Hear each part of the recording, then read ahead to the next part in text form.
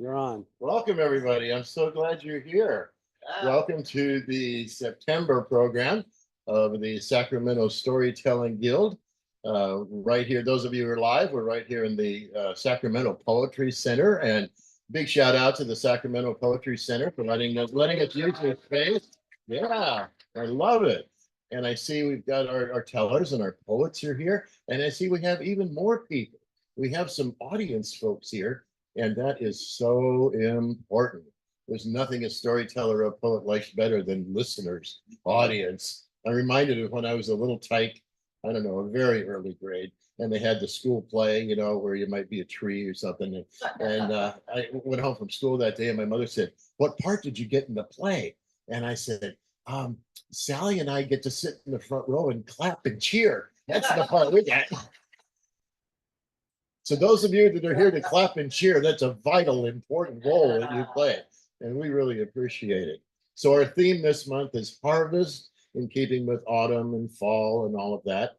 And the theme is just a suggestion, and if the people want to, tell something that works with that theme, that's great. If not, that's great. What we want to hear is your favorite story. And our first tellers are, I think, on vacation. Yeah, they're on vacation back east. They will be coming back. We have John and Rebecca Petrick.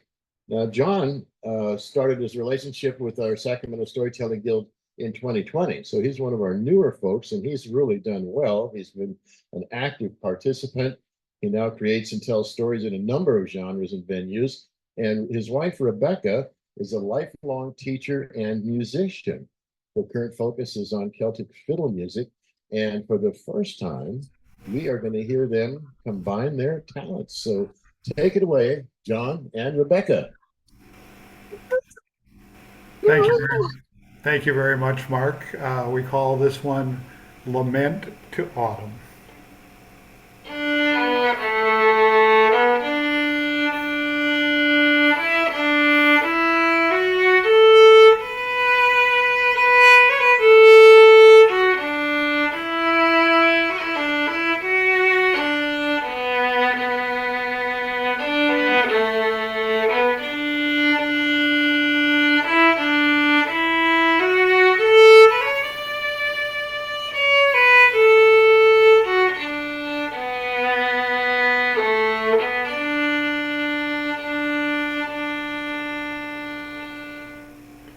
Fall is coming on, the end of summer. From luscious greens to bright reds and yellows to cold brown, a time for reflection. And fall is also the time of harvest, the culmination of the toil of the spring and summer, the gathering and the celebration of the ripened fruits and grains. And fall can also be a time for goodbyes and new beginnings, like when a child goes off to college.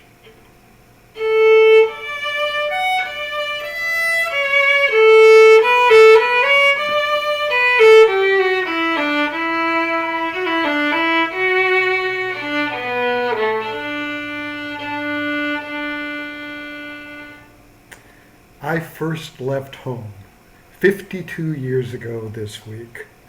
My mom and I were packed in our '69 Pontiac Bonneville, ready to leave our South Dakota farm for a 16-hour drive to Michigan State University. That farm had been my home for 18 years. I didn't always like it. In fact, I was busting to see the world. But it was home, a home that did not change much. Brothers and sisters, school activities, church, 4-H, and physical labor. Every day the livestock had to be fed and watered, the cows milked.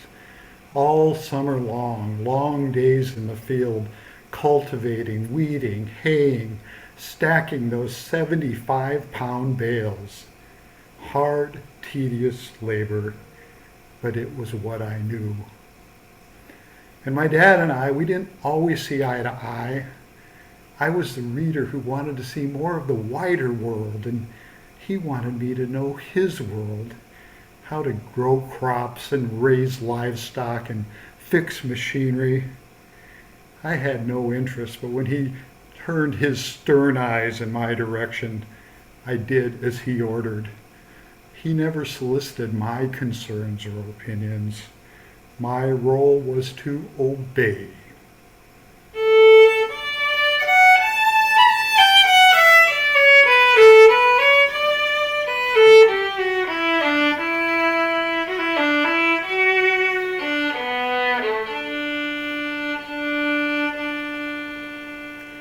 Yet I yearned for his appreciation and praise.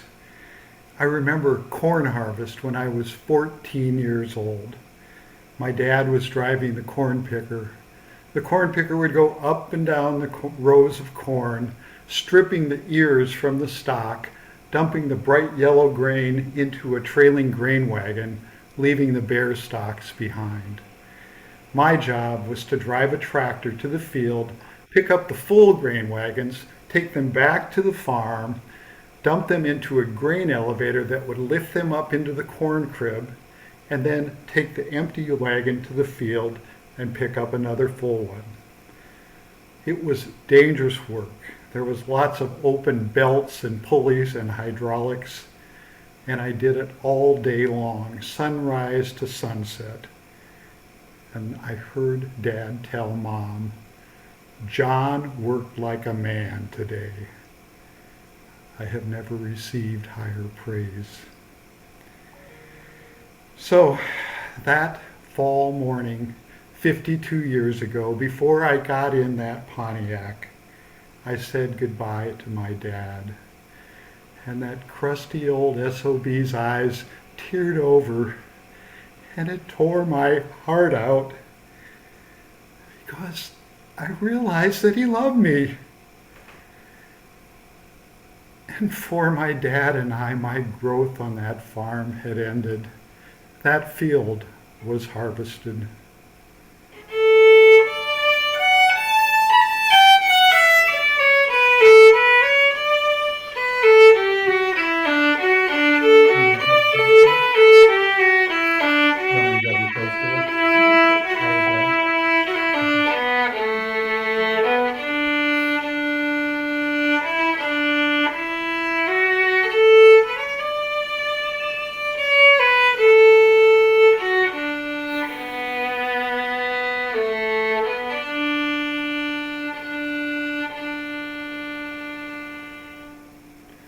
"29 years later, another loaded car, another 13-hour drive.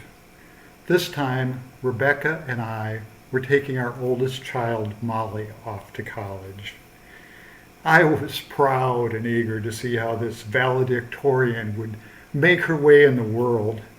No tears for me. But her mother, Rebecca, was heartbroken.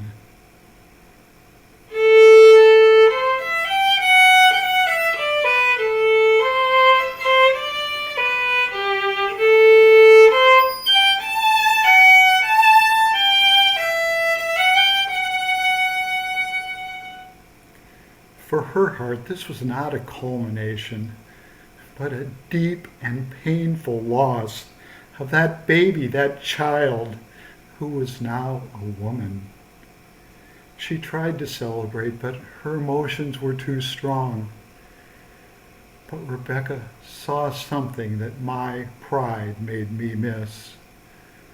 When we said goodbye to Molly, Rebecca saw in Molly's eyes that same imploring look from the first day of kindergarten. "Hey, you're not really going to leave me?"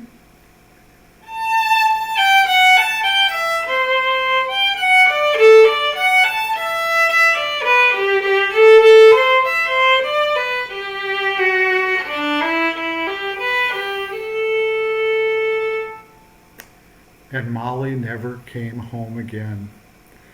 After her freshman year, she got a job as a camp counselor and never lived with us again except to visit. It had never entered my mind that Molly would never come home. Had I known that, perhaps I would not have been so proud of her independence. But maybe Rebecca anticipated that. She saw the bare field left behind after harvest, the stalks stripped brown and dry. Through the long cold winter, it took Rebecca months to recover.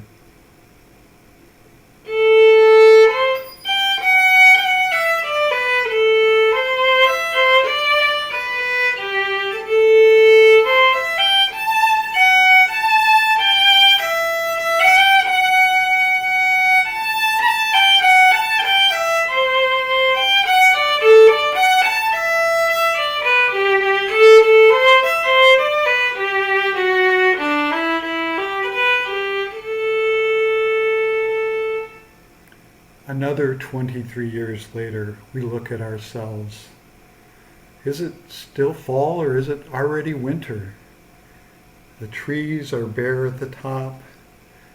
The frost is heavy on the ground. Our work is largely done. I hope my children know that I love them. Rebecca and I hope that we can sustain each other through the winter storms which will inevitably come. It is good to hope that, and it is good from time to time to sit by the fire in our comforters and harvest our memories.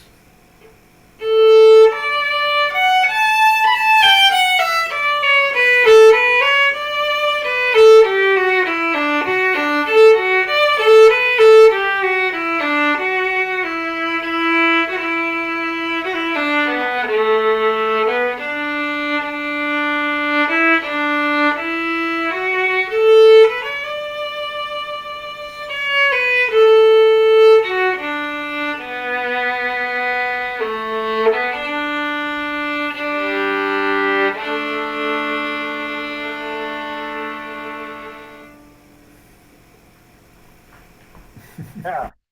Thank you. Thank you. Thank you, John and Rebecca.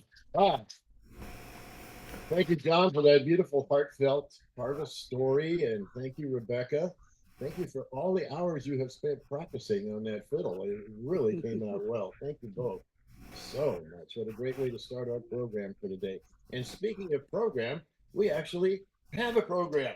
Thanks to the lovely Suzanne, we have a program, and doesn't she do great work? Yeah. We just appreciate you so much, Suzanne. Thank you very much.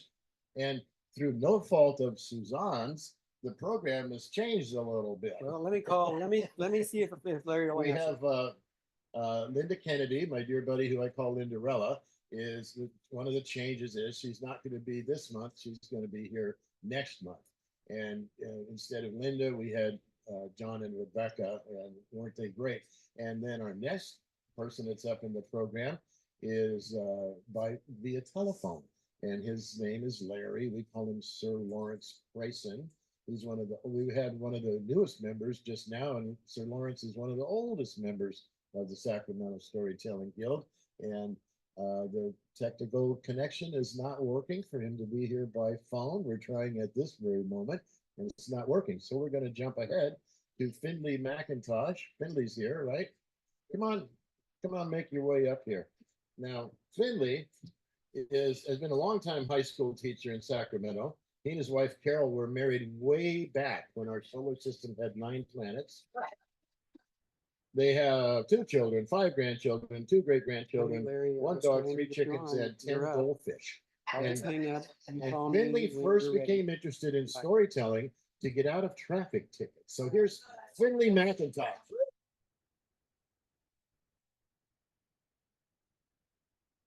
Thank you, everyone. This is my dinner at Burke's. A long time ago, when I was just a lad of 19, I picked up my new friend Bert, and we were going to go tobogganing at Red Swallow Cliffs on the south side of Chicago. Bert and I were both freshmen at Chicago State University, and we struck up a friendship in English class. Bert had a quiet sense of humor, he let other people take center stage while he added subtle quips and snarky comments. By December, we decided it was high time we got together outside of school and had some laughs. Chicago was just hit with a major snowstorm with almost a foot of snow on the ground. And there was no better place to go than the massive hill at Red Swallow Cliff. Red Swallow Cliff had a long history of winter fun. In the 1920s, they built wooden toboggan chutes and shortly after added limestone stairs to help people climb the impossibly steep hill. The wooden toboggan chutes fell into disrepair and were eventually removed, but the stairs remained and people continued to use them to trek to the top of this hill and slide down the hill on sleds, saucers, skis, or anything else that could help you zoom to the bottom of this hill with reckless abandon. You could always count on a roaring bonfire at the bottom of the hill near the parking lot. Red Swallow Cliff was a great place to have fun and meet people. So Bert and I decided Saturday night I would pick him up at his parents' house after dinner in my 1965 Chevy Bel Air with a 327 cubic inch V8 motor with a 4-barrel carburetor. What a rocket that car was. Bert gave me directions to his house, and he lived in one of those new housing developments where all the houses look the same. It wasn't easy finding Bert's house. It was dark. There was no distinguishing landmarks or trees, but with the help of a street map and Bert's directions, I finally found his house. Who needs Siri? Huh? I knocked on the door, and a younger woman answered the door and quickly ushered me into the house because of the cold. And I told her I was a friend of Bert's from school and that we were going to go to Red Swallow Cliff. She looked a bit confused, but said Bert was at the store with his dad and he should be back anytime now. She said, I just gave the kids some spaghetti. Would you like some? Well, I'm always hungry at 19, so I said, sure. So I sat down with the kids and she gave me a generous portion of spaghetti. And just then the phone rang. So for you kids out there, back in the olden days, you didn't really call a person, you called a house. The phone was anchored to the wall and you had to get up off the couch and answer the phone. So annoying. Life was primitive back then. So now I'm sitting with Bert's younger brother and sister who couldn't be much past kindergarten age, but not to worry. I have 9 siblings and many nieces and nephews. I have a few tricks up my sleeve to entertain little kids. First, I made a quarter disappear and then pulled it out of his little sister's ear. She squealed with delight. Then I pulled out my magic bandana and made a point to the coolest guy in the room. It was me again. I was petting the dog and we were all getting along famously. Bert's mom finally finished her phone conversation and sat down with us and said, well, I didn't get to properly introduce myself. I'm Mrs. Morgan and these are the kids. And what was your name again? Morgan. That's not Bert's last name. He's a Kowalczyk. Would it be a step kid from another marriage? I start looking around at the family photos hanging on the wall. There's no Bert Kowalczyk. I then realized I was in the wrong house. I also realized that flight or fight will kick in whether you are in grave danger or just massively embarrassed. I thought I could bolt out the door and there is no way they could stop me. I couldn't do that to Bert's little brother and sister. I just told them my best knock-knock jokes. I put down my fork and I confessed to the kind and gracious Mrs. Morgan that I was in the wrong house. I'm looking for Bert Kowalczyk, 1223 104th place. Oh, she said, this is 1223 104th Street. You need to go over one more block. She smiled. I thanked her for the spaghetti. We shook hands and off I went to 1223 104th place. I picked up the real Bert and we had a good chuckle that there's another Bert living just one block away. Bert's not an unusual name, but really, how many Berts have you known in your lifetime? We went on to Red Swallow Cliff, had a great time sliding down the hill, hanging out by the bonfire. Sadly, I lost track of Bert after college, but that evening I still remember, and questions still remain. Just how old was Bert Morgan? Did he still believe in Santa Claus? Was Mrs. Morgan really going to let her maybe second grade son go off with this perfect stranger to Red Swallow Cliff? Maybe she was waiting for her husband to come home and he could deal with this dilemma. Maybe he was a Navy SEAL and would make short work of me, one less creepy 19-year-old hanging out with grammar school. The kids certainly don't remember me, but I still have to wonder if Mrs. Morgan ever thinks about that dashing 19-year-old with a gorgeous head of hair, driving that top 1965 Chevy Bel Air with a 327 cubic inch V8 motor and a 4-barrel carburetor. Yeah. Thank you, everyone.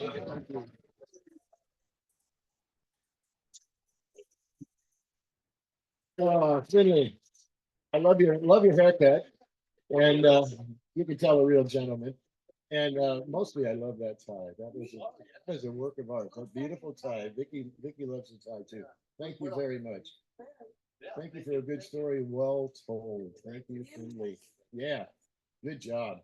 So I'm guessing we don't have our phone teller at the moment. Okay.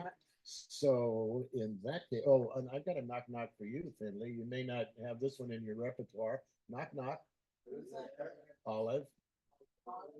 Oh, Olive who too. So that's my favorite one. And now it is time to ask Karen to start making her way up here. Karen Durham.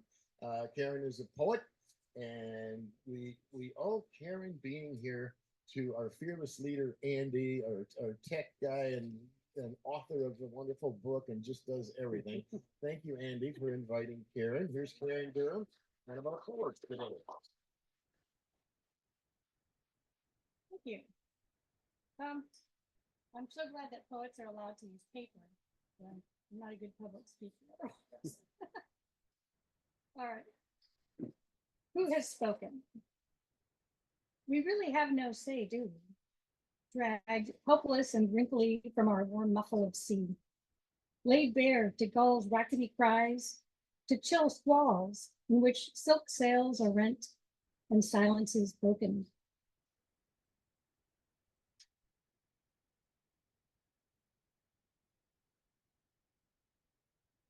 Fall defined. Now, I'm not sure today's the first day of fall. I was under the impression it's tomorrow, but that's okay. Fall defined. To the rest of the world, it's a quick way to end a wrestling match in a count of 3.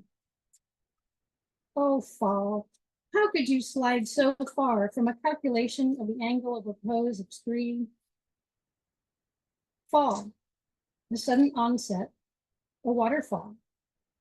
ultimately our undoing, this lapse into sin.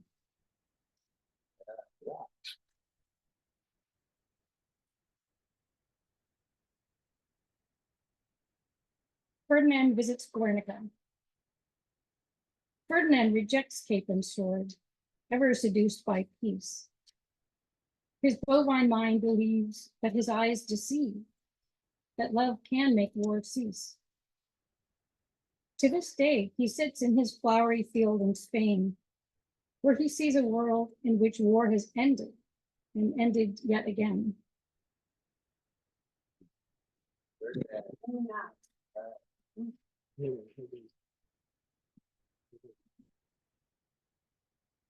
Treasure map. These days, we touch a screen and it feeds us by spoon the fastest way, which tastes of nothing and does not satisfy. We see but cannot touch images that look like a wafer palm or a wafer pond. The old map, made of skin or parchment, I lick, I sniff. It's the essence of acrid pine pitch and flesh of the digger's hands. Why, it even smells of pirate sweat.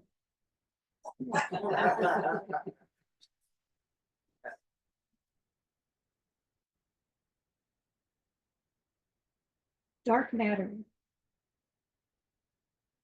Story flows through me, leaving no wake. While the Hadron Collider accelerates, tiny nothings float along unperturbed. Still, my T cells feel the tug.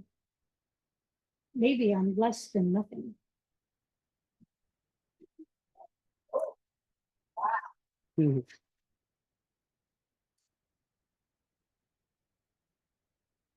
Piano. Nimble fingers glide along your spine. The body waves up and down in unison with your pedals. Sweat glistens like seawater on a dolphin. You want to linger forever. As if in response, hands hesitate with the coding. The tone of the drone holds you through the sostenido.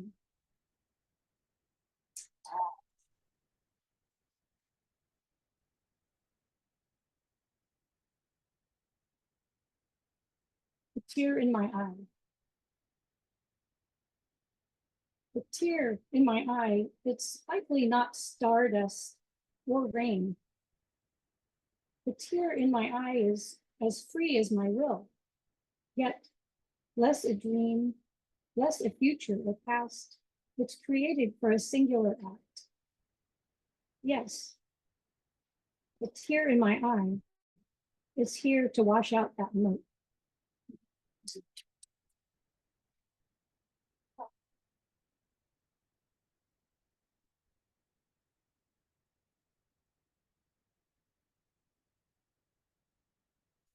Concrete images are hard to come by. Wouldn't we love to tamp down our tempests, to shoot out from Earth's teapot into golden silence toward a warm hearth's glow? Celestial voices rise in praise. Hang on, along with my muesli, I have concrete images to get down. Mythoi for the grounded, to satisfy my lyric angel's ear.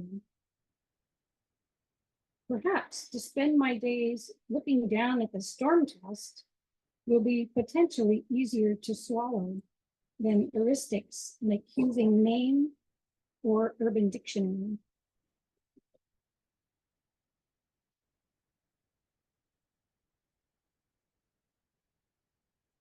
Match point. So yesterday I have a thought in my head. Yes, truly. It's here at the forecourt of my mind. I hit it to and fro, slice it, spin it. It's a solid point. My error comes unforced in the third stanza when I take my eye off the page.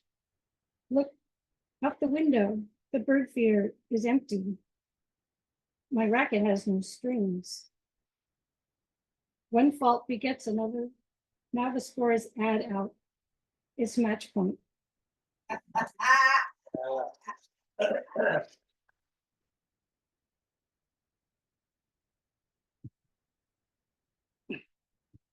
Nighttime photos at Del Valle Reservoir.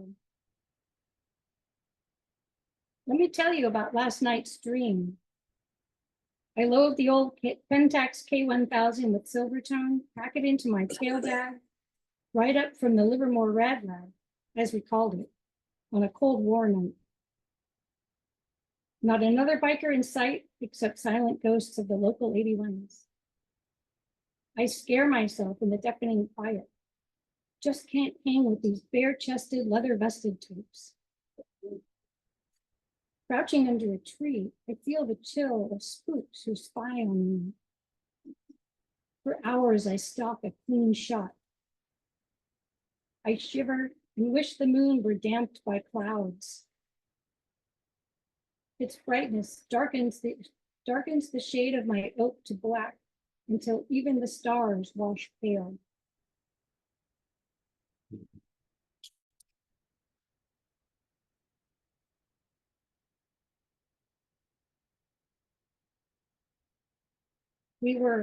Now some of you might not understand this one.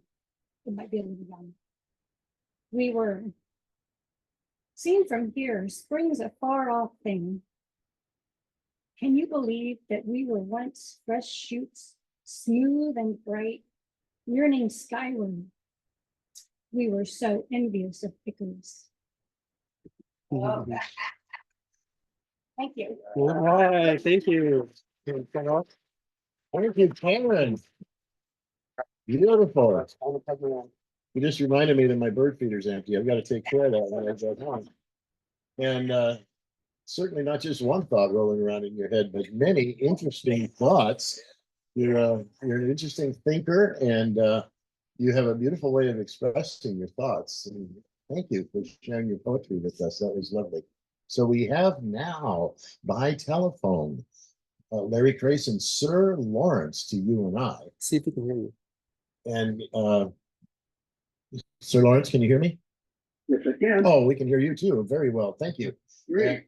Sir Lawrence is blind and hasn't always been, but he is now. And still he loves not just listening to stories, but he loves telling stories. And you know what that means? That means he has to do his research by telephone. It means he has to remember every element of every story. He has to practice the story. He has to edit it and time it somehow.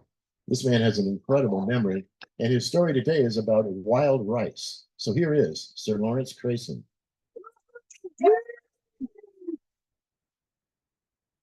Okay.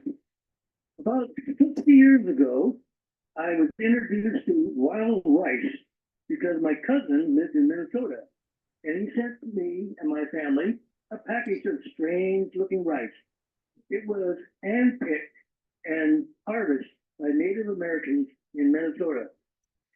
Well, I found out also that California grows wild rice, about maybe 10 different counties in Northern California. But that is just the regular wild rice and white rice and so on.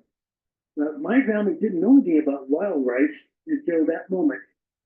Now, many, many years before, about 1,000 years, Canada was the only country that had wild rice that was native to its land.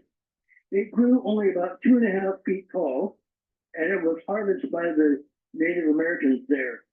All around the Great Lakes, there are 11 tribes that do that, and it's a long process. Around the United States, in Minnesota, Wisconsin, and Michigan, the rice is grown and it's not considered really a rice. It's not a family like the white rice. It's considered a weed and a nut that grows on it. But it's wonderful because after it's harvested, it's a long process. It grows up to 6 to 10 feet long, and the Native Americans have to hack through the rice paddy to make the canoes go through. One person stands at the end of the canoe, and the other one stands at the beginning of the canoe, and brings the bushes over to the canoe and whacks it with a paddle that drops the seeds into the canoe. Of course, the bottom part of the bush, the seeds fall back into the water, and they germinate for later on, for years later. The flower of the wild rice is a purple flower that turns dark, and when September comes along, it's harvest time.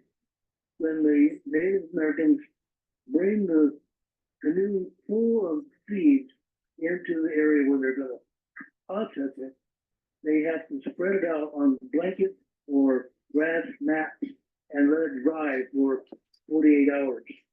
Then they put it in pots over fire and stir it constantly so it won't burn, and it gets dried out more. Then they put it in a pit that's lined with a canvas or a skin, and what they call dancing the rice. They put boards across, and a young man with clean moccasins jumps on the rice and jumps and dances on it for 15 minutes to an hour, depending on how much it needs to do. Then they spread it out and they pick out the seeds, pick out the twigs and the leaves and things that don't need to be there. By this time, it is processed where they can store it for the winter. It is very nutritious. It has lots of protein, has lots of carbohydrates, with very little fat, and it helps the natives to survive the long winters. In Canada, the wild rice only grows about 2.5 feet tall, where along the Atlantic coast down to Florida, they grow up to 10 feet tall. In Florida and along the Gulf Stream, it also grows there. But in Texas, there's a third type of wild rice that is almost an endangered species. It only grows on one river about a mile long between Houston and San Antonio. It is an endangered species and it's low to the ground, maybe a foot high. The only other rice that is like that is in China, and it's been harvested for thousands of years. But in America and North America, these are the three types, and it's very wonderful to eat with. And you can buy it at stores, usually mixed with white rice, brown rice, and red rice. But if you want to eat the real thing from the Native Americans, you can order it directly online, and you can get a full packet of wild rice. It'll be more expensive because of the process they go through. And I want you to know, try it. It's very nutritious. It takes longer to cook, but it's worth it. Thank you. Thank you, Sir Lawrence. So wild rice You're is welcome. not really a rice, it's a flower. Thank you for telling me that. He mentioned the Native Americans. If you ever have a chance to see Native American dance demonstration, they have contests to this day at every powwow, and they have prizes for the best traditional dancer, the best fancy dancer, and the best grass dancer. They have shaggy outfits, and you can see them stomping on the you can see grass dancing yet today. It's still big in the Native American tradition. Thank you, Sir Lawrence. At this time, we're going to have a break for about 10 or 15 minutes, and the lovely Vicki has provided us with a beautiful buffet of snacks here. Those of you joining us by Zoom, you're going to have to provide your own snacks, I'm afraid. But stick with us because we'll be back. And if you want to tell your friends, our beloved Andy Loffer puts this recording up on YouTube sometime after, I don't know how long it takes him, but if you allow him a week or so, you can go onto the website of the Sacramento Storytelling Guild. You can go onto the website and you can look up, and we'll link you to our YouTubes of our past presentations. So you can enjoy that and tell your friends and invite them to be with us next time. So we'll see you right after our break. All right, thanks, Larry. You know, I called you like 3 or 4 times. Yeah. Okay, well, it got worked out. It's all It's all recorded. It's all recorded too. Yeah. All right. Bye-bye.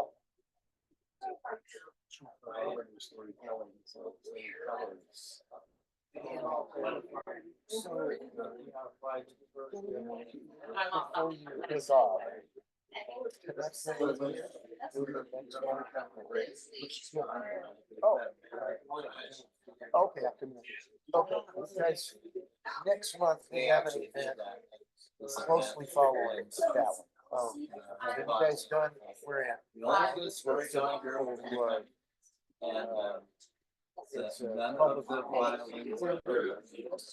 Yeah, they're having the only night that could work out for them is you, and the only night that it didn't work out was. Okay, well, you know, they'll be. That's good to know because he wanted to have a meeting after that, so this one, before Baby's over, after. Oh, at 4 o'clock. Oh, okay. Oh, you wanted to do something after? Yeah. Short meeting, maybe 20 minutes, half hour. Oh, well, good. Good that I'm talking. Yeah. Yeah, we have an event. Yeah, I'll change it. No big deal.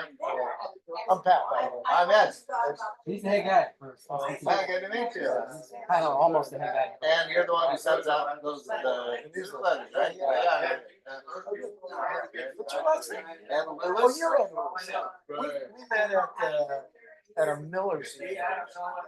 With Burnett, me and Miller's. Were you? Oh, yeah, for sure. They're still working on, you know, they're not with us anymore, but their son bought it. So the house is still in. So we made it better. Okay.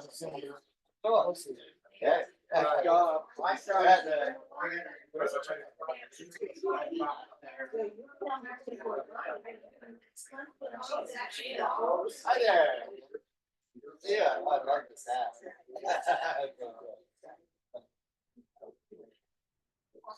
Hey. Oh my goodness.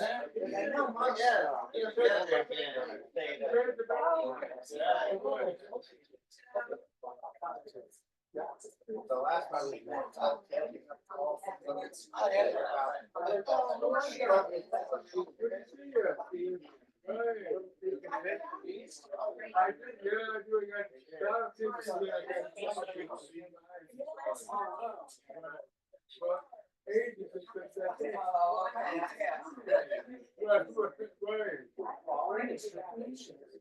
Right.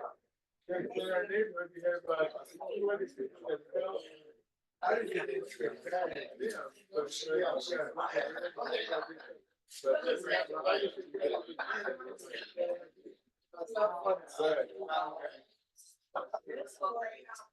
Yes, this is Yeah.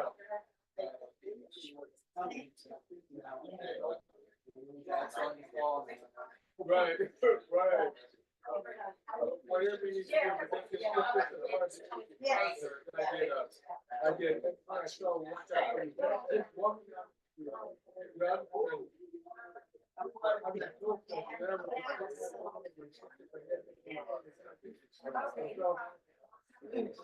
you know,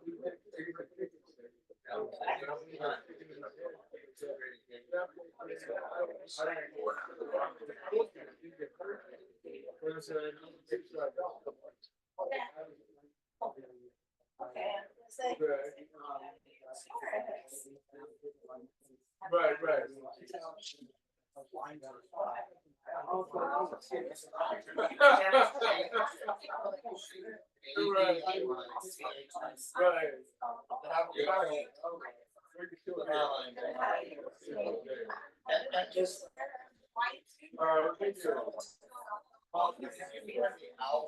Yes. Oh,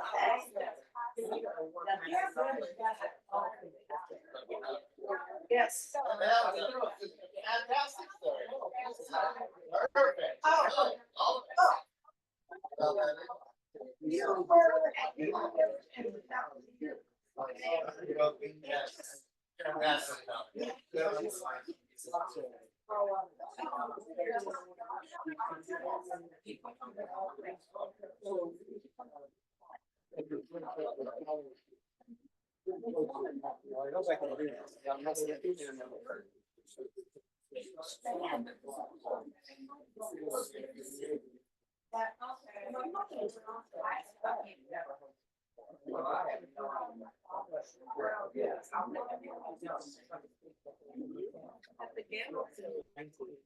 Here's tissue. Yeah. Over. She went like her.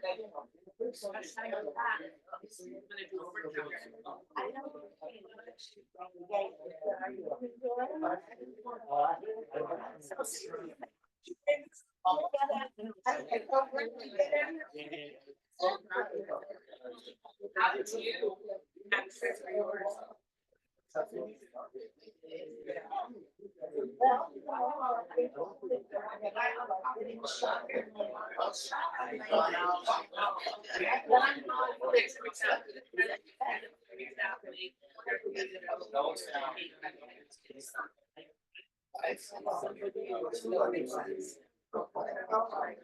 Oh,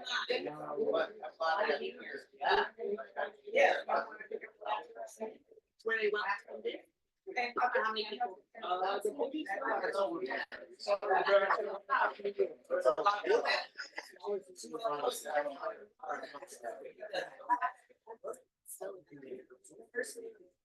I was unexpected.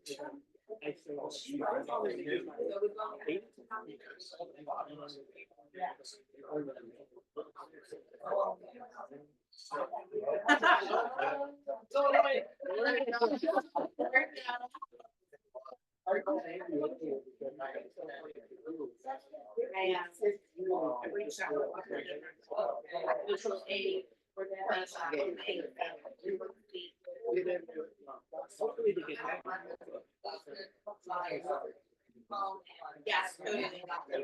Especially like we're getting into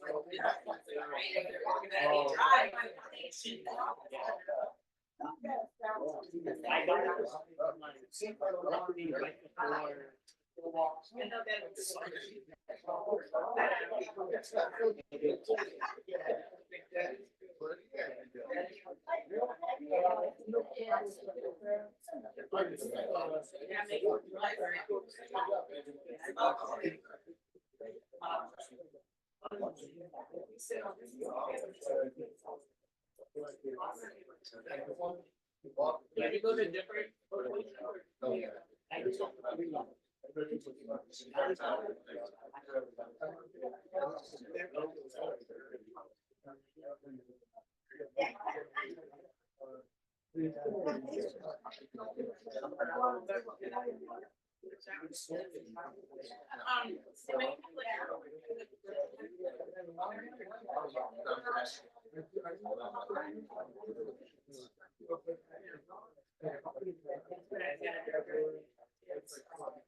Lisa, and so she was able to check on us. Like, get in there, like workshop. So she's like, oh, that boy would get a kid to research. So she did, and I was like, part of the deal is she and also and so she might have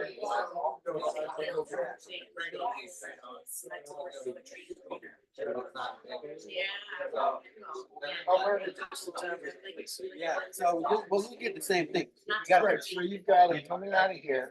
No, well, this goes to the TV. Yeah, that's going to the TV. Yeah. So the sound, you got your microphone here. Right down here at the bottom, right? Yeah. Hit this little caret. And it asks you, select a microphone.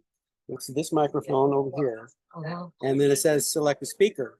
And you're saying this is system HDMI Sony TV. Right. That's what you have to click. Otherwise, if you click this one, it doesn't work. If you click that one, it doesn't work. Ah, okay. So you got to click the one that's HDMI Sony TV, and then it'll come on as long as there's sound. You know, I had to turn it down because it was too loud. Was it loud? Yeah, That probably was us trying to get sound. yeah, it was full blast. So, yep. Okay, great. I have having trouble today. For some reason, the camera stopped frozen. Oh, I was like, oh my God, what do I do? So anyway, last week.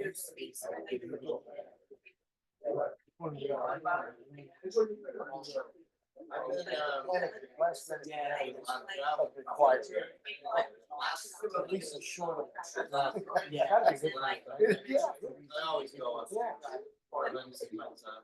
As long as you're ugly.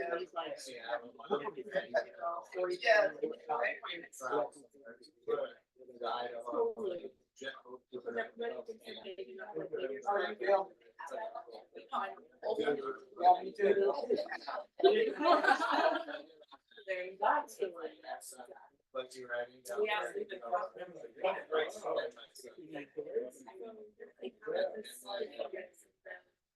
I used to do this all the time.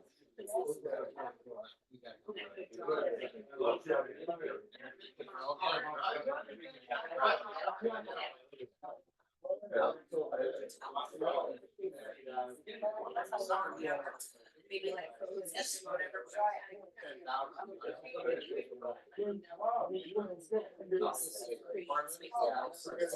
That all the way across I found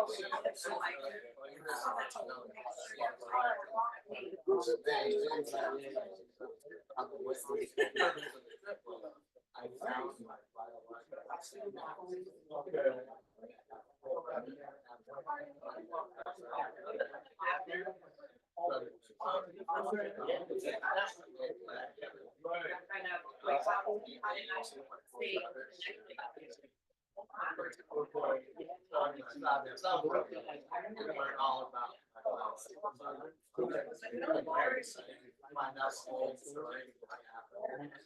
So that was all very cool. But then I involved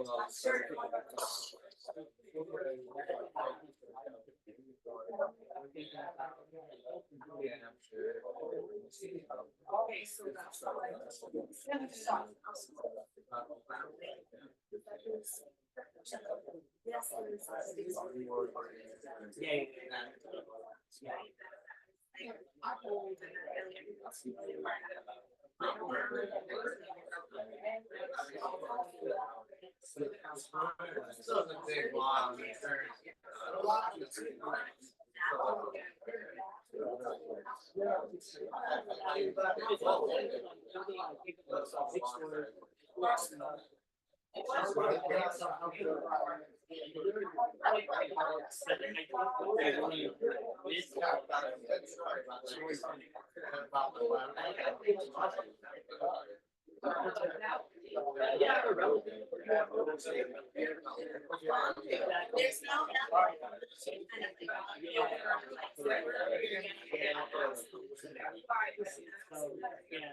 And then my wife, she yeah.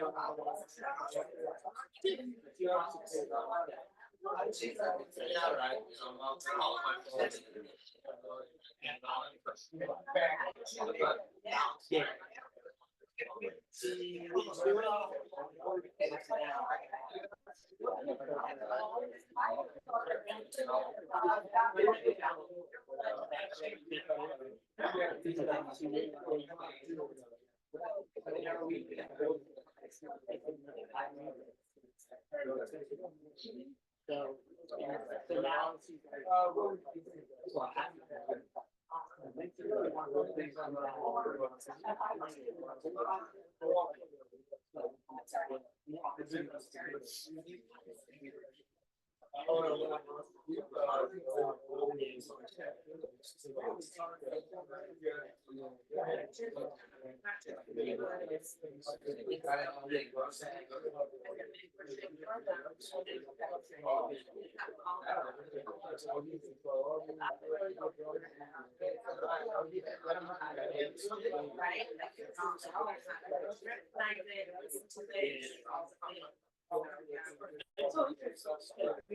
Ever go to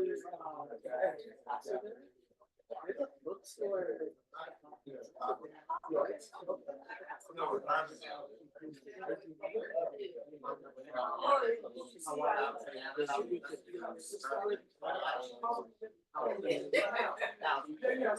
Shoot, I forgot to pause the recording, so all these have been recorded.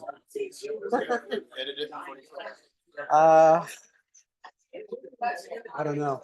I can't because it takes, well, I got a new And I got new fiber optics in my house now, so maybe I can. I could try it. I hope that does a trick for you. Yeah, otherwise people will have to listen. You ready? I'm ready. Yeah.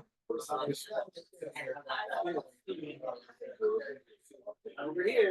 You might want to, well, yeah, never mind. Go ahead.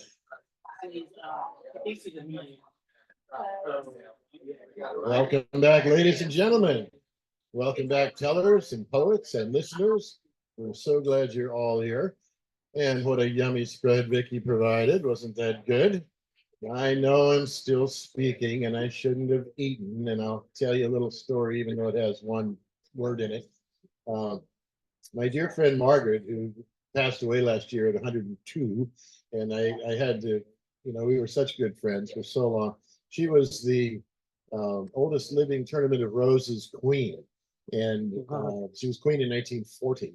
And she did a lot of personal appearances and a lot of public speaking throughout the rest of her life. She had 3 master's degrees. She was an educator, very fascinating person. And she told me this, so I'll share it with you since some of us get up in front of the mic. She says, I never eat before I speak. Of that I am quite certain. For I never want to burp into the mic nor fart back toward the curtain. So I apologize for having snacks, but I'll try and do okay. Our next teller is a gentleman that I so look forward to hearing. William Tran is an educator who is passionate about using storytelling to find the wisdom in our lived experiences. And I'm delighted to introduce Mr. William Tran. Hello, thank you. I just gotta check out the butterflies because they just came in. So the title of my story is called Fertile Ground, right? Dig, plant, water, grow. With time and consistency, you reap what you sow. As a child, I will come to Sacramento every month to hang out with my extended family. It was always expected of me to hang out with my grandmother whenever we made these trips. And my grandmother loved hanging out in her garden, which meant that I had to hang out in the garden, right? As well. We would pick persimmons, plant bok choy, as well as rehydrate by cutting up sugar cane and gnawing on them in the backyard. Now, as you all may know, Sacramento gets way too hot. So to escape the sweltering heat, I will offer to fill up buckets of water so that I could clean the vegetables that we would pick. William, stop playing around. Stop splashing your cousin. Sorry, Grandma. My mother, on the other hand, was a little more lenient of how I can explore my curiosity. Back at home, she also had the garden and she'll give me a corner of her lot. And she said, you know what, William, you can do whatever you want. So I will grab the hose, turn it on, and I will just let the water flow. I will have it fill up to where I can see my reflection on top of the soil. But because I live in California, I didn't want to waste any water. So I would cut a path to the other parts of the garden. William, did you spray on my half of the garden? No, William. I just made a river. Some people just really don't like surprises, right? So for me, I grew up in a mobile home and my parents didn't have a lot of money. So the garden was actually my connection to the great outdoors. And I always envisioned having a garden of my own. So, but when I moved to San Francisco, my dream was a little bit different than what I had envisioned, right?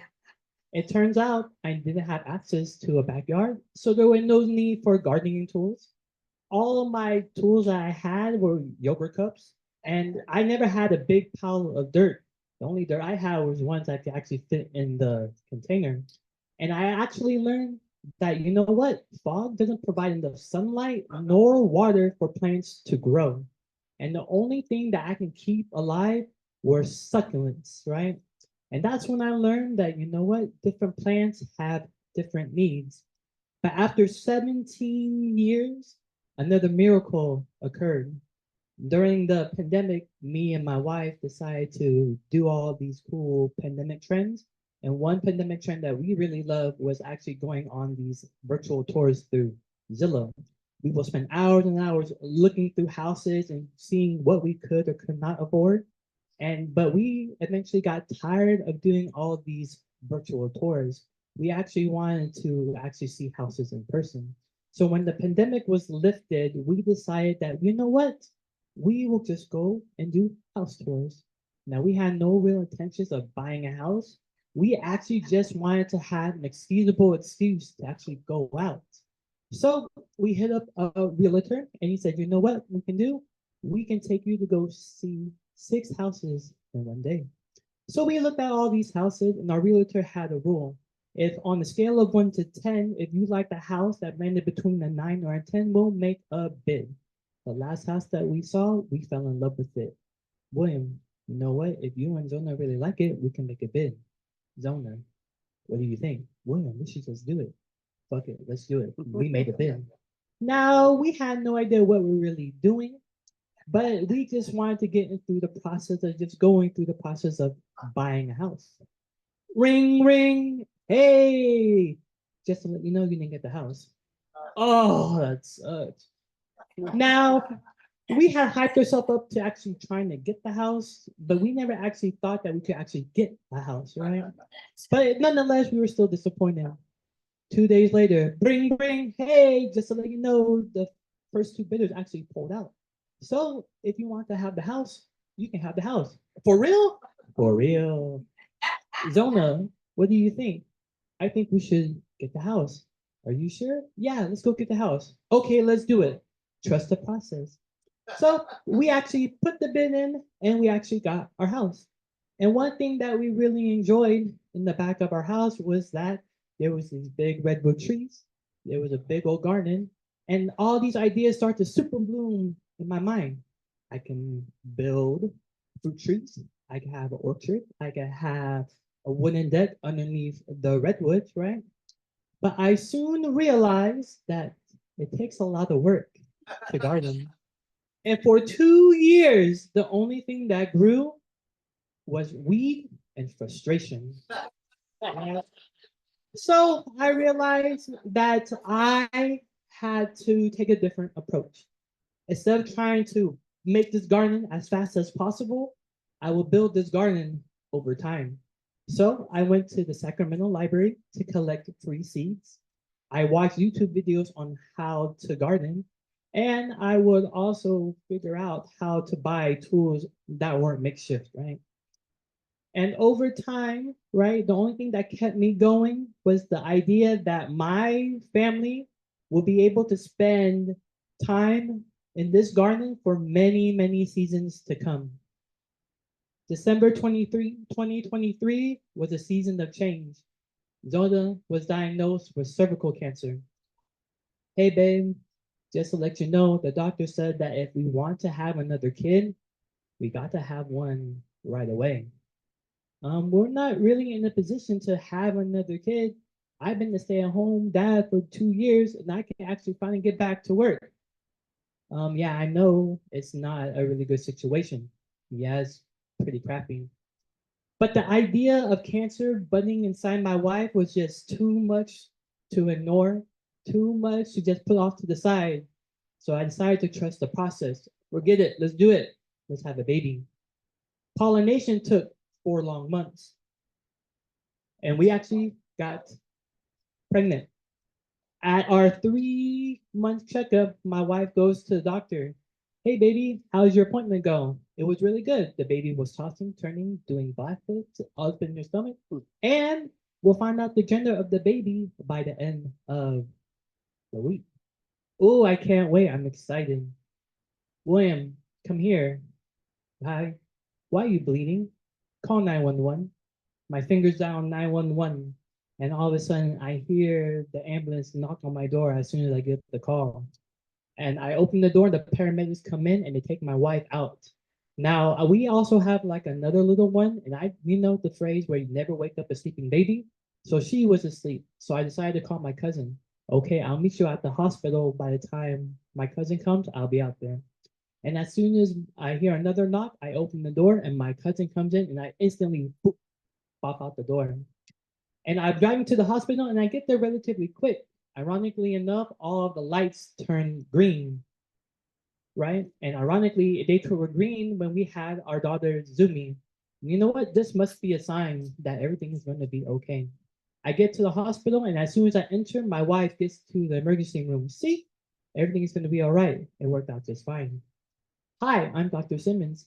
I will take your ultrasound today. I don't know how to tell you this, but there's no baby inside.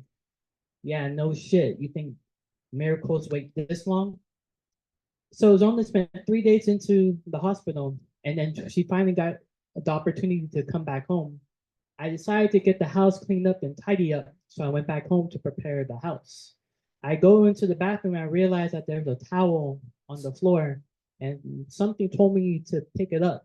I picked it up and opened it up and realized that there was a large blood clot staring back at me, and instantly I knew. My feet started to walk out into the backyard, and I realized that, you know what? Every child needs to be with his parent. So now Mother Nature will take care of you now. I always envisioned of having a lush living garden, but never thought that my child will be the first seed planted there. It turns out different kids have different needs. Dig, plant, water, grow. With time and consistency, may you reap what you sow. Thank you.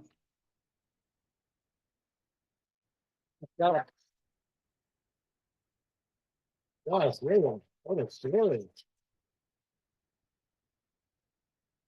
Oh, thank you for that. We all feel like a member of your family now, like we've been through this incredible experience with you. Thank you so much. Our next teller and I have been friends for at least a dozen years, and we were both active in the Auburn uh, Storytelling Guild. And Dave Tarvin is a retired public servant turned storyteller. He tells first-person tales, historical fiction stories, and like today, he also tells American tall tales. We're in for one of those. He performs both regionally and on Zoom. And the title of Dave's story today is First Harvest Ceremony Time. Welcome. Hi. Come on up, Dave Tarvin.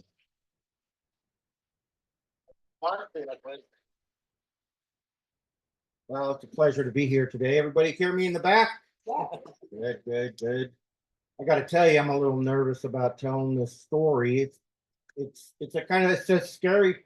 Whoa, see, hardly talk, but I talk for a living. You see, the incident happened a year ago under the shining harvest moon, and it's still hard for me to talk about it today. And I don't even know really where to start the story. It kind of starts with my grandfather. You see, when I was a boy, my grandfather, he would be working and doing stuff, and he would always say this odd little thing. He would say, rabbit, rabbit, white rabbit. He said it brought him luck. And he would always say it in the fall because my grandfather was a farmer and he was always hoping for that bumper crop. During the fall, he would be mumbling to himself, working out in the fields, rabbit, rabbit, white rabbit. Well, I never really thought much of that. And, you know, I'm an old man now, and it seems funny little things go with being old. And so I find myself saying that from time to time. And exactly a year ago, I was at my buddy Frank's house, and we were playing poker with the boys.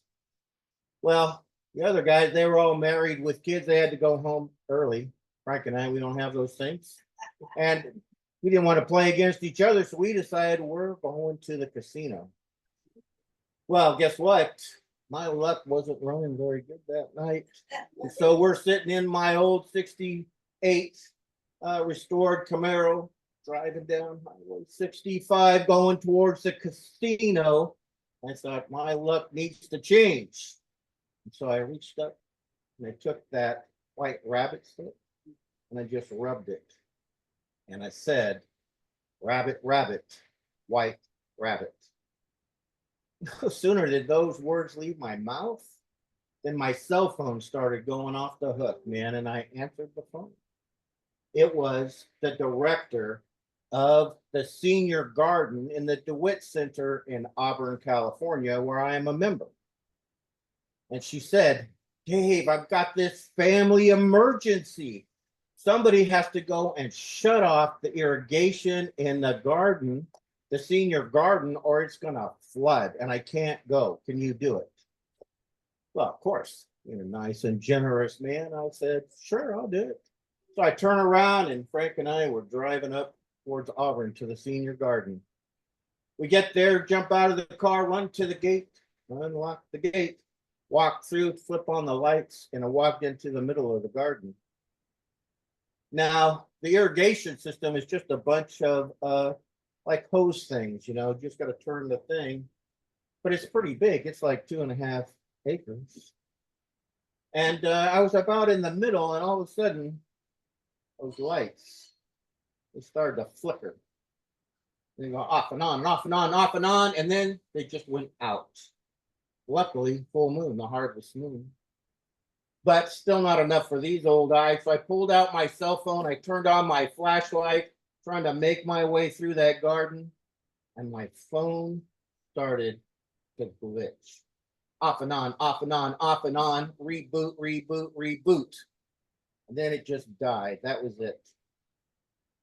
Well, I stood there kind of fuddled. I didn't know what was happening. And then I noticed it was dead silent. No mosquitoes buzzing, no frogs croaking, no birds chirping, no wind rustling through the leaves, no nothing, dead silence. And as I stood there, all of a sudden I noticed the trees that lined that whole big garden area. They started to kind of like tip forward. They were still silent, but they were like lean and all the branches like they were trying to touch the ground, almost like an act of worship or something. And that freaked me out. A chill ran down my spine. A wave of fear just washed over me. And that's when I saw it. A flash of white running at an unbelievable speed up and down the rows, through the rows, everywhere. Bing, bing, bam, boom. Everywhere was this flash of white. And then all of a sudden it dove into this big corn patch. You know, somebody was growing all this corn. So there's these corn stalks about this high. And so I was just standing there, and I remembered something about that place. You see, that place, before they put the senior garden in, was called Gay High, which translates as the witch's walk. Because there was an old woman who, for decades, people would see her out there late at night, walking in that very area, over and over in a circle, a circle, a circle. So I was remembering that, and I was getting more and more spooked. And then all of a sudden, in that corn patch, I could hear this, you know, kind of crunching sound, snapping sound. And then a chopping sound, like somebody was taking an axe and chopping down a tree. Now I just had to know what is happening. So I walked over to the edge of that corn patch and peered in. And there, a flash of white stood still. It was a huge, gigantic, white rabbit with blood red eyes that glared at me. Sent a chill everywhere through my body. And I just stood there. And actually, I took a step back because it scared me. And when I stepped back, I looked at the ground and I noticed that the rabbit was standing on the edge of a round crop circle. Wow. I didn't know what to, I don't believe in that kind of stuff. I didn't know what to think. And then all of a sudden I hear all this weird noises, something's running through the whole senior garden. And again, remember, it's 2.5 acres. There's lots of vegetation everywhere. Just heard the sound of all these tiny feet running. And all of a sudden, just like that, this horde of rabbits popped out. And they all gathered around that crop circle. And they started to circle it in two different rows. One going clockwise, the other going counterclockwise. And the white rabbit, he just sat there. And then all of a sudden he stood up. And all the other rabbits, they stood up. And then the white rabbit shook his hands like this. And the other rabbits, they shook their hands like that. Well, it was too much for me. It was like some bizarre, berserk, crazy country square dance gone mad. I couldn't handle it. So I turned around and I began to run. My buddy Frank just happened to be standing, 20 feet behind me. I didn't see him. And I, to be honest, I didn't care. Poor Frank. I just ran him right over, knocked him down. But at that time, he was taking pictures with his phone, but he couldn't get it to work. It kept doing the same thing mine did. It was glitching, and all of a sudden, just started snapping all these pictures. Just snap, snap, snap, snap, snap. Frank, poor guy, wound up on his butt, and I almost made it out to the gate, right? But Frank, he was scared too. Whatever he was taking pictures of scared him. He was on me and knocked me down going through the gate, and I landed in a puddle of mud because guess what? Nobody turned off the irrigation. So I'm covered in mud. We scramble. We get in my fully restored 68 Camaro, drive over to Frank's house. We got there. It took us, 12, 14, 18 beers to calm down. And when we finally did, we opened the phone to look at those pictures. And I can't tell you what's in it because they're just too terrifying. And that's kind of my story of the white rabbit and the fall harvest moon. And if there is anything to learn, if there's a moral to that story, it is this. Only one thing. A white rabbit doesn't always bring good luck.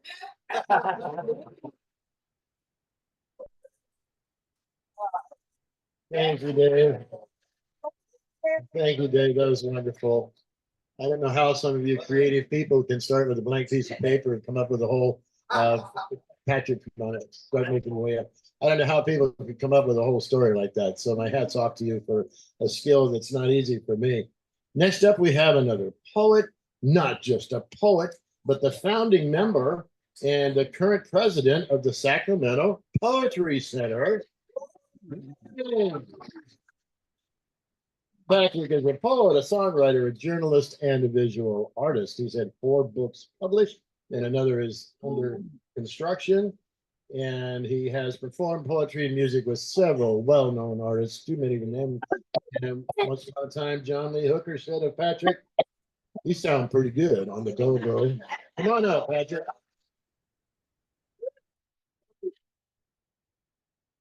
I know you guys do this. You just come up and, I can stand up here and talk and BS and stuff, but to tell a story, I can't do it.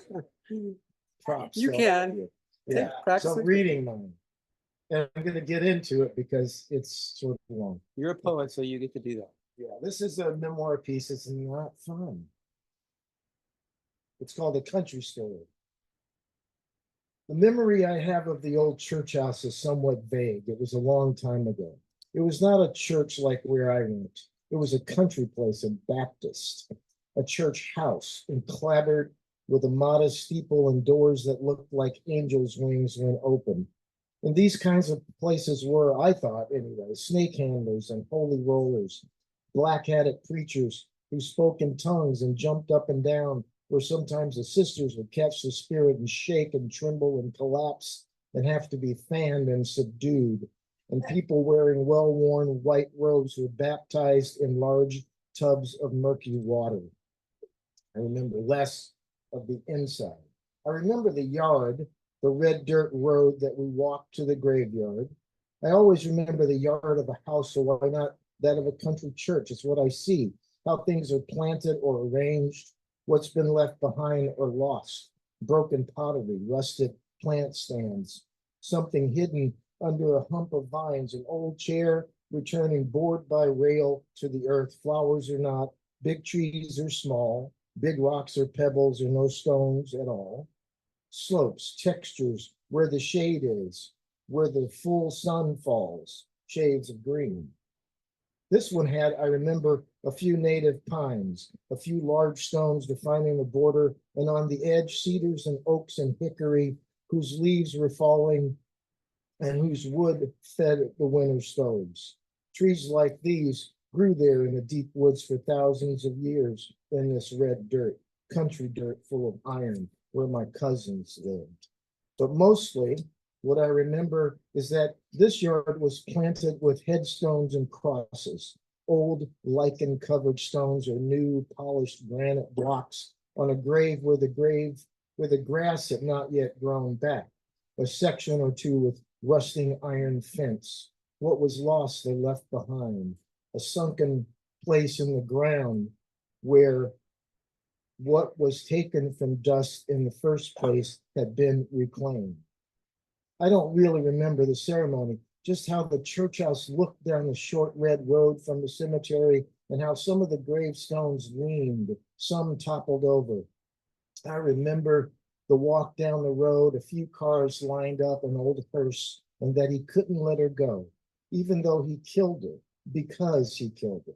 Her name was Grace. I'd almost forgotten until now, named for my aunt, so long ago, so long gone. She had 9 or 10 brothers and sisters.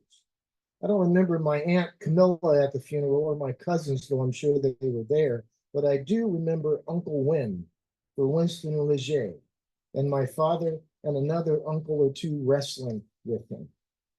When Win came to town, it was usually with livestock loaded in his old pickup truck to sell at market or junk for the scrap yard. 1 or 2 sons squeezed into the cab, maybe 1 or 2 in the back with the hogs or a calf. In those days, you could still ride in the back of a pickup and even drink if you wanted to. Sometimes my aunt and a girl or 2 would be along. I remember my aunt was always pregnant or always nursing.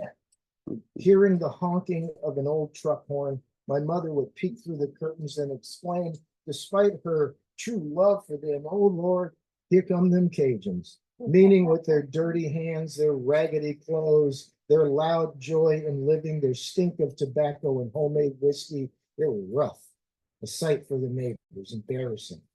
I loved it when they came. All bets are off. Anything could happen. Sometimes they just came to visit, but it was a long way and they were poor. Travel was most often a necessity. Sometimes we went there, and this time we went there. It was usually fun, not this time. There were pigs to chase and chickens and tempting, then dodging the old bull in the pasture, falling for pranks played on the city cousin, snakes in the well pump, horrible ghosts in the dark woods, boogeymen real and imagined, wild animals stalking us, but there were bears and panthers and wild pigs out there. I loved the smell of homemade biscuits and bacon cooked on a wood stove, a slow pot of beans full of ham hocks from their own hogs and onions from their own garden, even the oily smell of dusty trucks and the odors that come with keeping livestock. They had no electricity in those days, but sometimes when the generator worked, it would rattle in power enough for a lamp or 2. There was a well for water for an old house backed up on the woods with newspaper pasted over the wall boards, a leaky tin roof on which the rain drummed in a way I remember as magical. It always felt warm. It felt safe, especially when piled into a bed with 4 or 5 cousins under heavy handmade quilts. There were paths that disappeared into the woods in various directions from the house, and a long rutted road of mostly dusty dirt and gravel that led to other roads like itself that were unforgiving to the lost. One long turn and you could wander for days. Sometimes we walked those roads and trails at night and learned things about the dark, about which rustle or grunt meant stop, which meant make a lot of noise, which meant run like hell. It is where I learned to love the wild in the world and in myself. My cousins knew those roads, and I think they still probably laugh about how jumpy I was out there in the truly dark night beneath stars we can no longer see from a too bright world. that I began to understand how life was lived there. I see those dark paths in my dreams and smell the tarry sweet scent of the pine woods. But what did I understand then about a small white coffin carried by a man who was dead inside? When the hearse door was opened at the bottom of the road that led up the hill to the church, my uncle went limp as two men carried the small body in for a brief service and prayers spoken through tears. When it was time to take her out of the church to the little grave in the garden of gravestones, he picked her up from her satin-covered bier in her little white box and carried her alone down the dirt road, staggering in his grief. A broken procession behind him, the preacher holding out a hand behind my uncle's back, but not ever touching him. And when he reached the small grave next to a pile of rocky red dirt, he dropped to his knees with her and wouldn't let go, couldn't let go, folded himself in half over her, sobbing and yelling, the little coffin twisting between a strong grasp and the men trying to gently pull him off, the black-hatted preacher shaking his head, sobbing from all corners, the men pulling harder. Excuse me. He loved her. We knew that. He'd been drunk. We knew that. She was barely 2 and small and couldn't push him off when he rolled over in his sleep. Couldn't be heard crying or gasping for breath under his heavy, drunk body. In the morning, screaming echoed across the hollow woods. I don't remember if they came to town much after that or if we went much to visit. He'd gone crazy as what was whispered. I don't know if it's true, but he righted himself over time, finally stopped drinking. The sting of the story faded somewhat over the years. In his last photographs, he looked like any old, content man among his grandchildren in his bib overalls and ball cap, sunglasses shielding his fading eyes. The years have drifted us all apart now. Gwen and Camilla have joined Grace in eternity. My cousins and me all grown, some of them gone too. All my uncles and aunts gone, parents gone. One of my own brothers lost at birth, buried in a little grave someplace I've never seen. All of us with our own simple or complex tragedies. We are, all of us, far from grace. In the way I know, I say a small prayer for them all tonight. I picture a small child who just learned to walk, to sing, who was loved by her father, who was laying now somewhere near her forever in that little country graveyard. I'd like to think he sings to her at night and softens the echoes of cries across these years. Tell her he loves her. Tell her he's sorry. But that's not how it is. They're just gone. Leaves fall here through the late October night like ghosts. It's peaceful.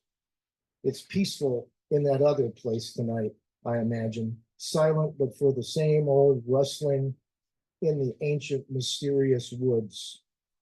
They are somewhere else and gone to dust, or nowhere else and gone to dust. And the red road to the church house probably still fills with its small congregation on Sundays and on days when someone has come to say goodbye to someone they love but can't. Thank you.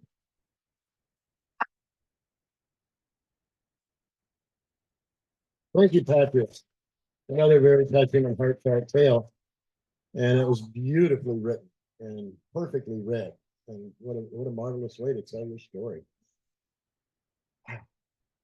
Haven't we had quite a variety of stories and tellers? And we are not finished. We have one more. What do you think? Did he save the best for last?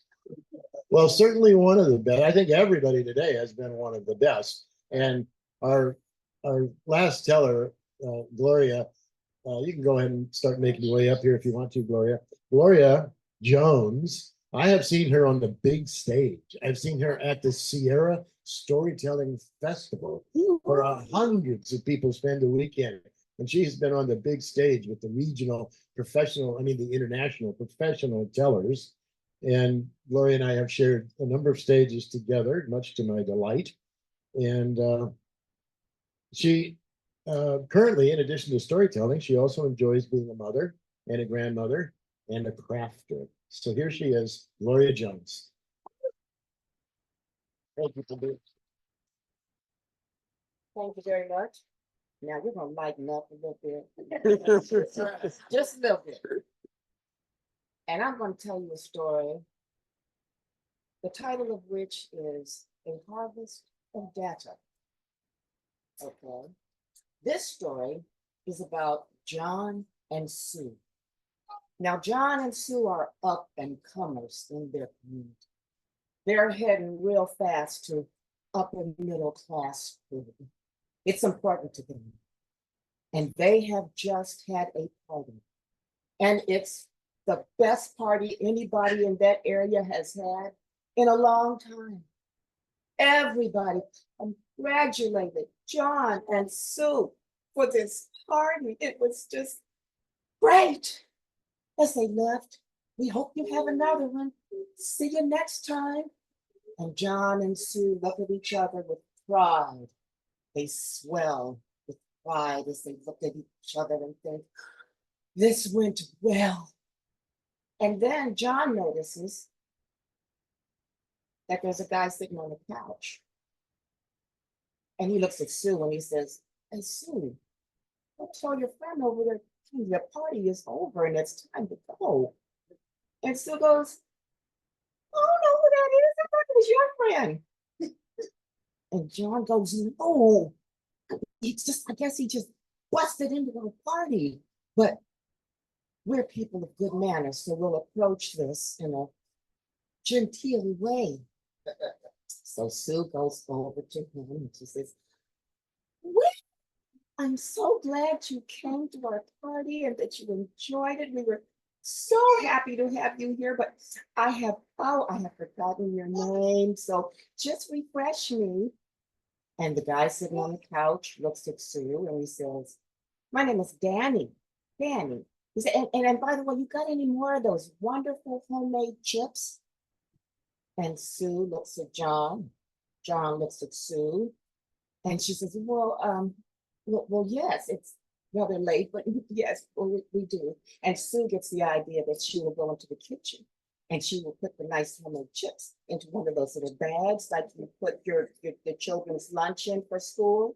And she trots out and she hands Danny the bag, hoping he will get the hint. Well, Danny sits there and he opens the bag and he begins to eat the chips. So then John moves in, man of the house. It's just really nice to have you here. And whereabouts do you stay? Where do you stay? And Danny takes a chip and he chews it. And he looks around and he says, oh, around here. And so then Sue says, oh, so you're new to the neighborhood and you don't know how to get home. And Danny just chews. And then Sue says, we have something that will help you.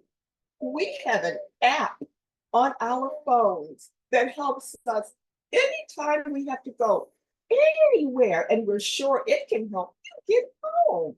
This app is so wonderful. It'll tell you to the minute what time to leave for wherever you're going. It will tell you how many cars are on the road. It will tell you the likelihood of accidents. It will time you for the red and green lights so you won't have to worry about them. And it's just marvelous.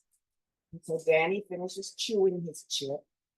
And he says, yeah, I know, I invented that app. I created that app. So John and Sue are impressed. They like impressive people, they're on the up and that. And so they say, you actually made up that app? And he said, yeah. And he continues to chew. He continues to look at him and dip deeper in the bag. He's still not giving up though. And so they say, well, you made that app. That's just amazing. And he says, yes, and I'm glad you got it. I'm glad you decided to get the app. Now, when I designed that app, it gave me the rights to your medical, your financial, your friends, your any services you get, your banking, everything. He said, it's a wonderful app. He said, now, John, you work down on in the McClellan building. And so you have to take Highway 75 to get there because I know that can be troublesome. And Sue, you're out there for Madison Homeworks or something like that. Yeah, and so you could take the back roads. And now, oh, John, that nasty little rash you had. I'm glad that was cleared up. When I read that, I was worried for you. And Sue, I'm so glad that lump in your breast was not malignant and it was removed with success.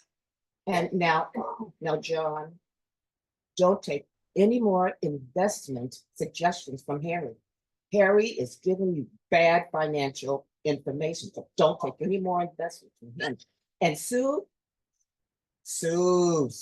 Jennifer is not your friend. And so he continues on, and they look at each other. They're thinking, this guy knows everything about us. And so he takes another chip and he chews it, and everything is quiet for a minute. And then he says, you know, at the end of the terms of agreement that I wrote into that app, there is one little stipulation where you are to host me in your home for a week. And you are to feed me and provide me with a bed and a place to stay for this week. And you signed terms of agreement. And so here I am. And so they are living. John is like, you must be out of your ever-loving mind. I think you're going to come in here and live in the home of decent, hardworking people for a whole week without, you must be crazy. This isn't going to work. We don't do this. And Sue is near tears. Come here, we don't know you. I am not going to have this. We're just not going to take this. I am going to go upstairs and I'm going to print out all 545 pages of that terms of agreement. And we'll just see about this. We'll get a lawyer. We'll do whatever we have to do to get you out of here. So Danny's still sitting there, eating chip and chewing. And so as Sue goes upstairs, John is pacing. He's getting closer and closer to Danny. And he's looking like he wants to do real violence to Danny. It's puffing up. It's got his fist all tight and everything. Danny's just eating chips. So finally, John gets really close and he leans over Danny and says, you know what, I'm going to, but before he can get it out, Danny says, now, John, do you really want Sue to know why Jennifer isn't her friend? And John kind of, he stomps on the floor and he looks like he wants to kill Danny, but then he deflates. And he goes over to the bottom of the steps. And he says, Sue, baby, you know, we could probably keep him for like a week. Maybe he's a little guy. He doesn't look like he eats that much. You know, it'll probably be okay. And he looks at Danny and says, that's quite a trove of data you got on us. And Danny, in between chips, said, you should always read your terms of agreement.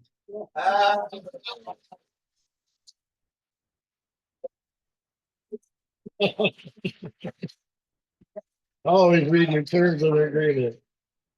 Anytime I want to get anywhere on my computer, I have to check the box. I don't have time to read those 500 pages of terms of agreement. So if somebody shows up at my house this afternoon, you know, I guess I asked for it because I never read it. Thank you, Gloria. That's Gloria Jones, one of my favorite storytellers. Everybody, and a big hand for everybody, all of our presenters today. Well done, very, very well done. And Vicki for the food. And thank you for correcting me. This is the Sacramento Storytellers Guild. And now we have Karen Daly, one of the backbone, one of the hardworking people of this guild, has some announcements for us. So please come up, Karen. Let's give Mark a warm hand for an excellent job. excellent job as host. You did a great job. Well, first of all, I want to tell you what next month's theme is. And I've already been told by our host, Gloria, that we already have a full schedule for next program, but it's mysteries. Now, we heard a couple of good stories today that actually would have been just as good as mysteries. So I'm really looking forward to next month. But I also want to share with you, when we have cards out here, is our guild, Sacramento Storytellers Guild, also belongs to the state, which is called the Storytelling Association of California. And if you belong to this one, the state association, then you can you're lucky, because then you can get to explore the story world that is actually comes out from Utah, said, right? And this is in Utah. And both Suzanne and Ed had a chance to go back to their 3-day festival, 2-day festival in Utah this last year. So I'm looking forward to hearing a little more.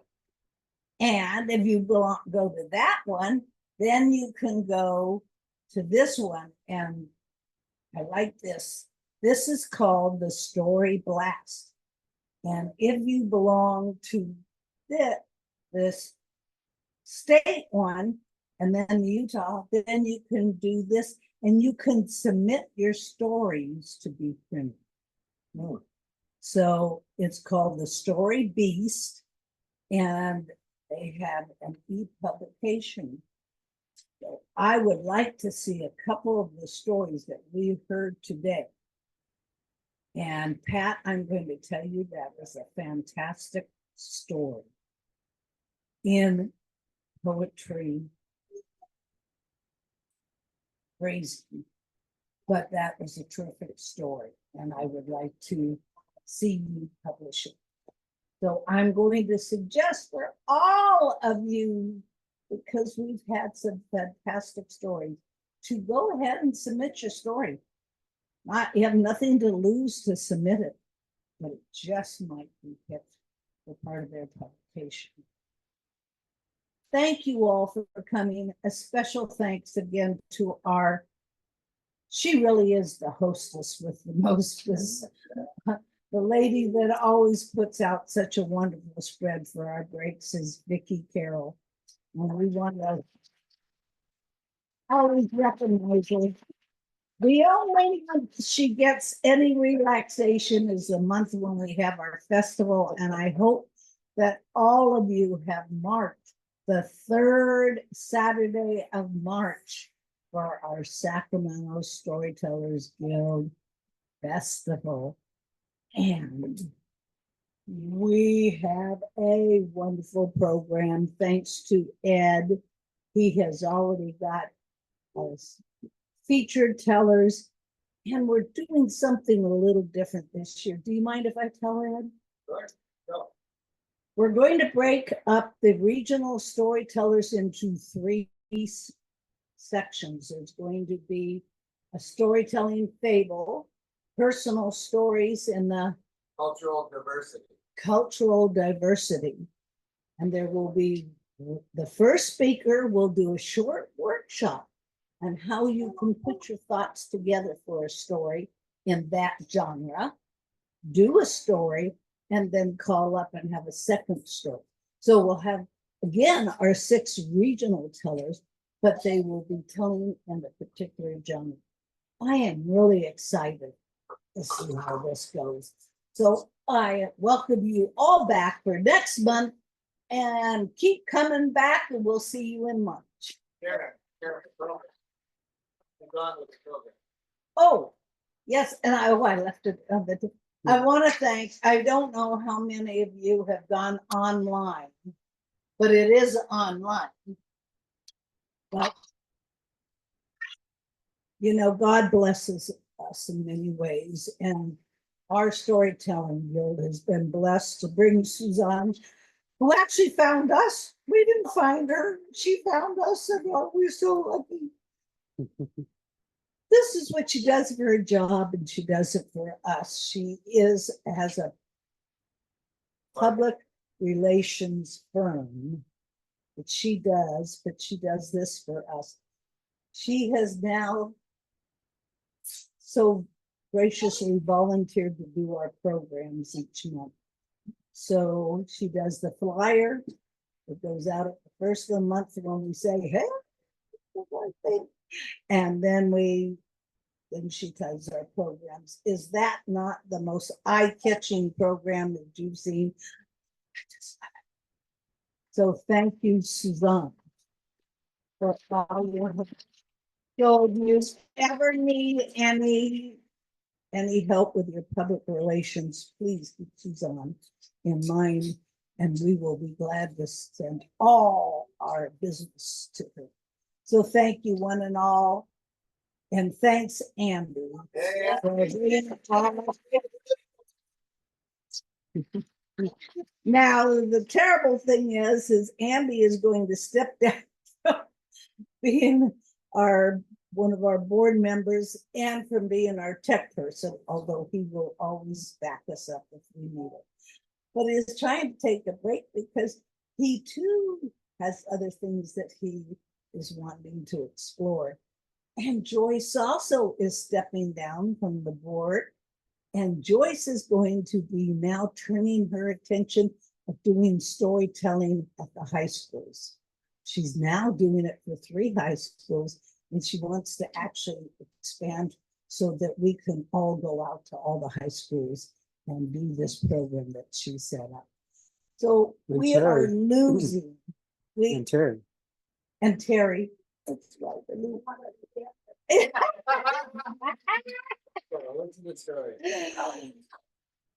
And Terry is finally retiring. Terry has been on the board for as long as I can remember, and I started in 2010, I think. And she is one of our other longtime members, and she is in Toastmasters, we call it a POT, plain old Toastmaster. She's going to be a POT. Yes, a plain old teller. That's what Terry's going to be. So I want to welcome and say thank you to those 3 helpers who have made our guild what they are. And there's nominations open. We already have 2 people that have accepted our nomination. Yay. There is at least 1 more spot. If we have just 3 people that are nominated and accepting, we don't have to have a vote. But if there's more of you out there that just can't wait to help and join us, please put your nomination in. Thank you again for Thank you.